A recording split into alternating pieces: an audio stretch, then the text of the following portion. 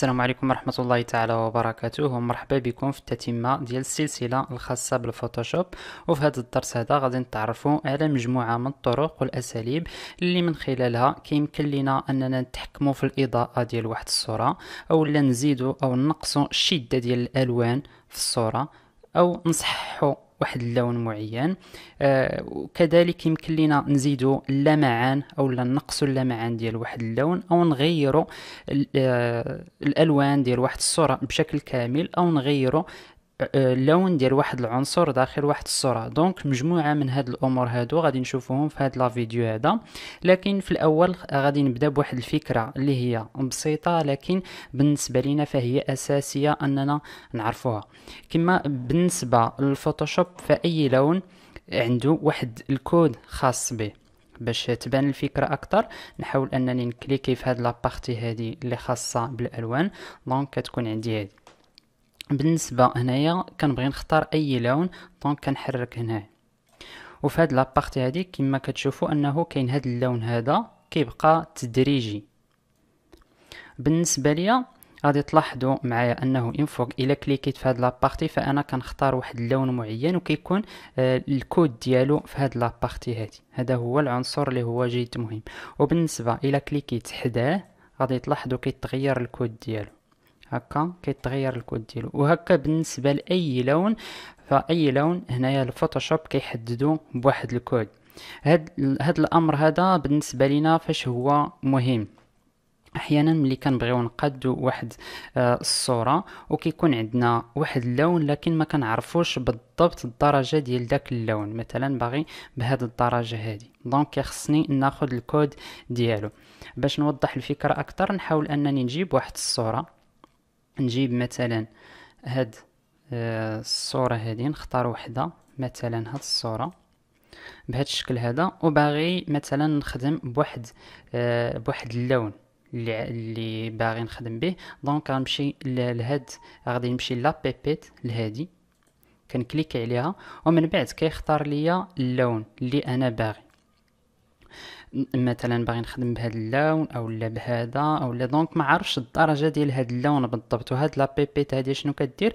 كتكليكي على داك البيكسل، واحد داك الجزء، وكتجيب منه اللون ديالو. دونك اون فوا كنكليكي على هاد لابارتي كنمشي كنعرف بانه هاد اللون اللي كنت كليكيت عليه هذا هو الكود ديالو.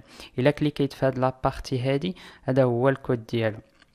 وكنكوبي مثلا باغي نخدم بهذا اللون بالضبط، كنكوبي هذا الكود هذا بحال ما هكا، كوبي، ندير انولي. وباغي نفتح واحد الصوره اللي هي جديده، دونك ندير نوفو، نختار مثلا واحد الصوره ونجي لهاد لابارتي هادي. دونك كنكولي داك الكود بحال ما هكا، ندير اوكي. لاحظتوا انه كيعطيني داك الكود اللي كنت اختاريت من قبل. وكندير، وطبعا غادي ندير اوكي وندير كريي. دونك عطاني هاد الكود هذا. او لا نرجعوا لهاد الصوره، مثلا باغي نخدم بهاد اللون هذا، غادي ناخذ الكود ديالو، ندير انولي، نفتح واحد الصوره جديده اللي باغي نخدم عليها باي ديمونسيون. راه كنا شفنا من قبل لي ديمونسيون، لكن اللي كيهمنا هنايا هو كيفاش كنتحكموا في هاد الالوان هادو. وندير اوكي. دونك غير لي اللون وكنخدم بهاد اللون هذا. دونك الفكره واضحه اننا كيفاش كنختاروا واحد اللون معين ملي كنبغيو نخدموا به من خلال هاد لابيبيت هادي كما وريتكم. حاليا غادي نشوفوا مثلا كيفاش واحد الصورة نردوها غري، ومن بعد نحاولوا نشوفوا الأمور الأخرى. ناخدو مثلا واحد الصورة ديال مثلا هاد الصورة هادي. هاد الصورة بغينا نردوها مثلا تولي بلو نوار. دونك شنو كنديرو؟ كنمشيو للإيماج، ومن بعد كنمشيو لو مود هنايا، وهنا عندنا نيفو دو غري. دونك هنا كيعطينا واحد الميساج كيقول لنا واش بغيتو تمسحوا يعني الالوان اللي عندكم. دونك لاحظتوا انه رد لنا هاد الصوره هذه هكا كانت من قبل، وردها لنا هكا بلو نوار. دونك هاد الامر هذا كنحتاجوه احيانا نخدموا به في بعض الصور. ناخذ واحد الصوره اخرى مثلا هذه كما هكا. كاين امر اخر هو نتحكموا في هاد الالوان هادو بواحد الطريقه اللي هي ادق. بالنسبه غنمشيو الايماج، من بعد غنمشيو للريغلاج، وهنا غنمشيو كذلك لهاد لابارتي هادي نوار اي بلان. دونك ردها لينا نوار اي بلان. لكن بالنسبه هنايا كيعطينا واحد الامر اللي هو ادق اكثر، انه كيحدد لينا لو روج لو جون لو فير سيون لو بلو الماجونتا. دونك هاد الالوان هادو راه كنا شفناهم من قبل ملي كنا هضرنا على المود اللي هو ار في بي والمود اللي هو سي ام جي ان. دونك الصوره هي بهذا الشكل هذا، يعني هكا كانت من قبل، ومن بعد يعني كيرد هاد التأثير هذا كيردو لينا هكا. لكن شنو هو الدور ديال هاد العناصر هادو؟ الا لاحظتوا مثلا هاد البنيته هادي، هنا عندنا الاحمر في هاد الجزء هذا، وعندنا كذلك في هاد لابارتي هادي، وعندنا في هاد لابارتي هادي. هنا فاش متواجد الاحمر بواحد الشكل اللي هو كبير. دونك بالنسبه لينا ملي كنمشيو كنغيروا في الغوج هنايا، غادي يمشي غيتحكم لينا الفوتوشوب بشكل ادق في هاد العناصر هادو اللي هما بالاحمر. كما غادي لاحظوا معايا هاد الاماكن فاش كان الاحمر هما فاش غادي يتغير اللون اكثر. دونك لاحظتوا، دونك كيغير الالوان بشكل كبير في هاد لابارتي هادي. اذا عرفنا حاليا شنو هو التاثير ديال هاد المكان هذا.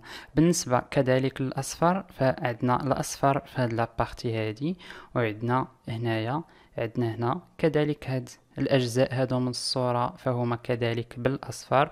وكذلك الوجه ديال البنت تقريبا فهو فيه شيئا ما الاصفر. دونك ملي اون فوا كنتحكموا كنحركوا هنا، غادي نلاحظوا انه دوك الاجزاء اللي كانوا بالاصفر، لاحظوا معايا هنايا في هذا الجزء هذا وهذا هذا المكان هذا اللي هو بالاصفر، فكيتغيروا الالوان ديالو. دونك هذه طريقه باش كنتحكم في الالوان. دونك الصوره ديالي كانت من قبل هكا. كذلك لو فير، دونك فين عندنا هذا اللون هذا، عندنا في هذه لابارتي هذه، وعندنا هنايا عندنا هنا. دونك غادي نحركوا هاد لابارتي هادي، غادي نلاحظوا انه غادي تتغير الشده ديال الالوان هنا. لاحظوا هنايا،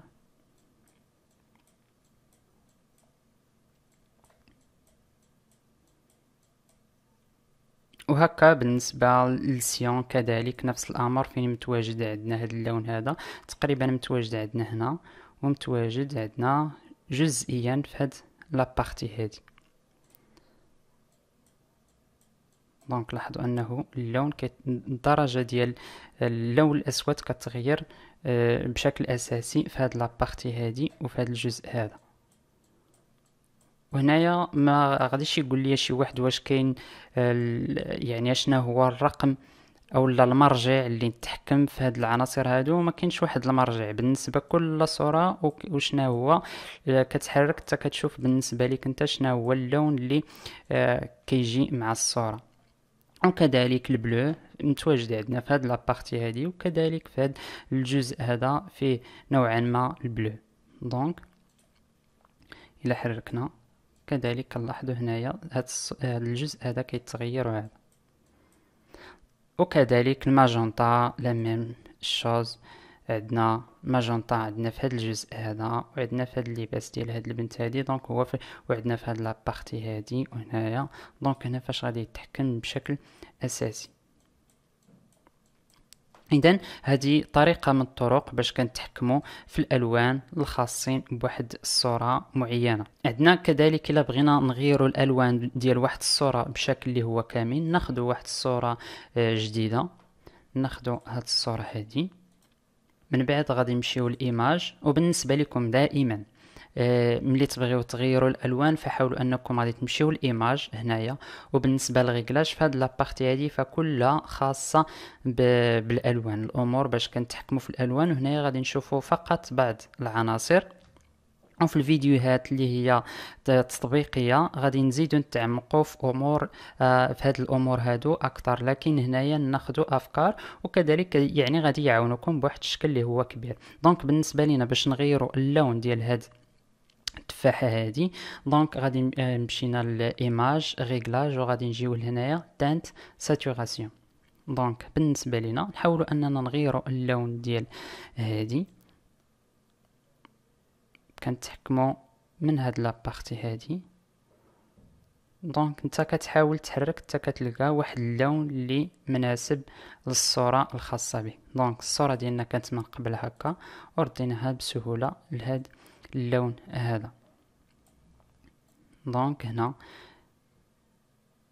بهذه الطريقه هذه كتحاول تحرك حتى كيجيك واحد اللون اللي هو مناسب للصوره ديالك. دونك الصوره ديالنا كانت من قبل هكا وبشكل بسيط ردينا غيرنا اللون ديالها. هذا امر اللي هو جد مهم بالنسبه لينا. ناخذ صوره اخرى ونحاولوا نديروا عليها واحد تاثير اخر. نديروا صوره اخرى، ناخذ مثلا هاد الصوره هذه بحال ما هكا، لكن هنا نحاولوا اننا ما نغيروش باش نوضح اكثر. الا درت هكا ودرت تانت ساتوراسيون ودرت كيما هكا كنلاحظوا انه الالوان كلهم كيتغيروا. دونك بالنسبه لي الالوان كلهم كيتغيروا هنايا كما كتلاحظوا. لكن الا كنت انا باغي دائما ملي كنغير كنلاحظ انه هنايا هاد الارقام هادو فهما كيتغيروا. ملي كنبغي نرجعوا للحاله الاولى ديالو كندير صفر او كيرجع. بالنسبه ليا مثلا باغي نغير هاد اللون هذا بوحدو، دونك هاد لابارتي هادي هي اللي نغير ليها اللون ديالها. فعندي هاد كنجي كنكليكي هنايا ومن بعد كنختار كنحدد ليه هاد اللون هذا وكنجي لهنا وكنغير اللون. دونك لاحظتوا انه كيتغير ليا هاد اللون هذا فقط. لكن بالنسبة نرجع هكا كانت الصورة من قبل يعني في الصفر ومن بعد غيرت الالوان. لكن ملي كنغير هذا اللون هذا كنلاحظ انه كذلك كيتزادوا عندي بعض الالوان هنايا، كيتغيروا بعض الالوان. نزيد اكثر باش توضح الصورة اكثر. دونك هنايا لاحظت انه تغيروا عندي الالوان اكثر.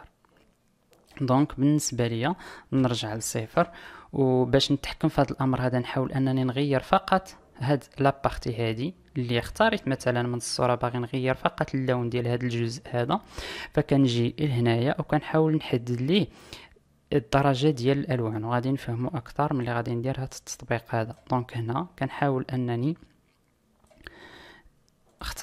نختار هو اللون ونحدده ومن بعد غادي نلاحظ انني حاليا كنغير هذا اللون هذا، لكن هاد الاجزاء هادو ما بقاوش كيتغيروا كما من قبل. دونك لاحظتوا الدرجه باش تغير اللون، لكن مع ذلك بقى الجزء ديال هاد الصوره هذه. دونك هنايا شنو كيعني هاد لابارتي هذه؟ من قبل كانت تقريبا بحال ما هكا، وملي كانت بهذا الجزء هذا دونك كان كيتغير عندي هذا الجزء هذا كامل. دونك ملي نقصته بحال ما هكا، دونك بالنسبه للفوتوشوب فهو مشى لهذا اللون ديال هذا الجزء هذا وغيروا ليا بهذا اللون من غير ما يخلي الالوان الاخرى اللي متقاربه معاه تكون داخله في الالوان الاخرى. دونك هادشي علاش غير ليا فقط هذا اللون هذا. دونك الصوره من قبل كانت بحال ما هكا ولينا غيرناها لهذه الدرجه هذه. دونك هادو بعض الاساليب اللي هي بسيطه اللي من خلالها كنتحكموا في اللون اللي حنا بغينا. ناخذ صوره اخرى كذلك من اجل اننا نشوفوا امر اخر. ناخذ مثلا هاد الصوره هذه ونجيو ونديروا عليها واحد التاثير ديال بعض الالوان. دونك هنايا عندنا ايماج، كنمشيو للريغلاج وهنا غادي نمشيو لهاد الاولى هادي لومينوزيتي و كونتراست. بالنسبه لنا لومينوزيتي شنو المعنى ديالها اكثر؟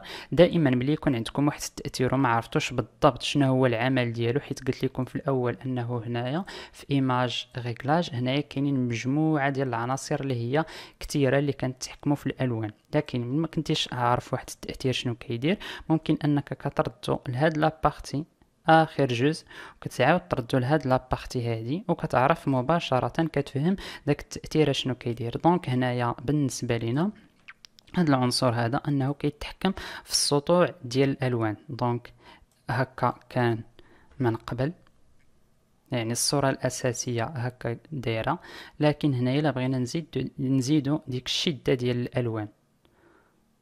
دونك الصورة كانت من قبل بحال ما هكا، دونك هنايا تقريبا كان داخل هذا الأبيض هذا، لكن ملي درنا داك التأثير ولا باين عندنا هاد الجزء هذا، ونحاولوا حنايا اننا نقصو او نزيدو بالشكل اللي بغينا. دونك نردوه للصفر. بالنسبه للكونتراست هي شنو كتعني؟ دونك ملي كنبغيو نبينو الالوان نبينوهم بواحد الشكل اللي هو كبير، غادي نلاحظوا هنايا. دونك ولا عندنا هاد الجزء هذا اللي هو ابيض زاد ولا ناصع اكثر، والجزء اللي كان اسود ولا اسود بواحد الدرجه اللي هي كبيره. دونك الصوره من قبل كانت بحال ما هكا ولا زاد هذا الجزء هذا، وكذلك الى نقصناها غادي نلاحظوا هنا العكس. دونك حاول ينقص داك اللون ديال السطوع اولا ينقص الشده ديال واحد اللون معين. وكذلك كاينين مجموعه من التاثيرات الاخرى اللي كنستعملوهم بحال النيفو. دونك هادو غادي نشوفوهم اكثر في الفيديوهات اللي هي تطبيقيه على بعض الصور.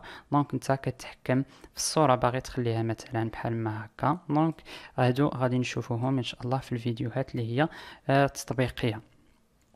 اون فوا ملي كتبغي تطبق واحد الامر، انتهيتي من واحد الصوره باغي تخليها على هذا الشكل، ممكن كدير اوكي، ولا الا بغيتي ترجع كدير انولي. كذلك كاين واحد كنمشيو للريغلاج، كاين لو كورب حتى هو هذا امر اللي هو مهم بالنسبه لنا اننا نعرفوه كذلك، وعنده واحد العمل اللي هو جيد. غتلاحظوا بحال ما هكا اون فوا كنبدا نحرك كيبداو يتغيروا الالوان بواحد الطريقه اللي هي جميله. دونك بالنسبه للفوتوشوب فهو واحد لوجيسيال اللي هو جد ذكي بزاف، يعني العمل ديالو فهو كيعطينا واحد العمل اللي هو جد مميز من ناحيه الالوان. ملي كنبغيو نتحكموا فيهم او نغيروا الشده ديال الالوان بواحد الطريقه اللي حنا بغينا، وببساطه ممكن نغيروا واحد الصوره. دونك بحال ما هكا الا لاحظتوا الصوره كيف كانت من قبل وكيفاش رديناها بواحد البساطة. كما قلت لكم انه هنايا في ايماج ريغلاج حاولوا انكم تشوفوا هاد الامور هادو، وفي الفيديوهات اللي هي تطبيقية اللي غيكون عندنا في الاخير ديال السلسلة غادي نعاود نشوفوا هاد الامور هادو بطريقة اللي هي أكثر دقة، ونحاولوا نشرحوهم بشكل اللي هو دقيق ونتعمقوا فيه، لأنه هنا في البداية نحاولوا فقط ناخذوا بعض الأفكار وبعض الطرق اللي هي جد بسيطة كيفاش نتعاملوا مع الصور. وفي الفيديو المجيء إن شاء الله نحاولوا نشوفوا أمور أكثر، نحاولوا أننا نتعرفوا على لي كالك لأنهم أمور اللي هما أساسيين نعرفوا كيفاش نستعملوهم بالنسبة للفوتوشوب. ودائما إذا كان عندكم أي سؤال ولا أي استفسار فيمكن لكم أنكم تخليوه لي في الكومنتير. وبالنسبة دائما للصور اللي كنستعمل مثلا الشخص باغي يعاود يطبق نفس الامور اللي شرحت في الفيديو، فدائما غادي نخلي لكم على طول السلسله الرابط تحت الفيديو، من هكا نخلي لكم هاد الصور هادو وبهكا تعاودوا تطبقوا عليهم من نفس الامور اللي كنت درت معكم في الفيديو. دونك شكرا لكم وكنتمنى لكم كل التوفيق.